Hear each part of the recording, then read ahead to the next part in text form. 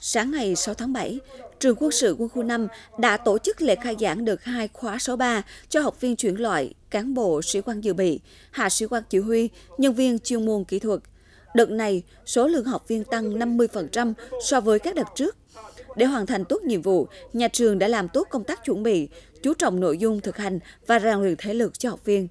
Tổ chức thi, kiểm tra nghiêm túc, đánh giá kết quả thực chất và bảo đảm an toàn tuyệt đối. Phấn đấu, các nội dung thi, kiểm tra 100% đạt yêu cầu, 75% khá giỏi trở lên.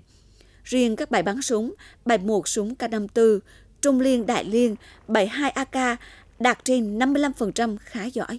Tại lễ khai giảng, Hội đồng thi đua khen thưởng nhà trường đã phát động thi đua khóa học với chủ đề đoàn kết lập công, dạy tốt, học tốt, công tác tốt, chấp hành nghiêm kỷ luật, sẵn sàng chiến đấu cao.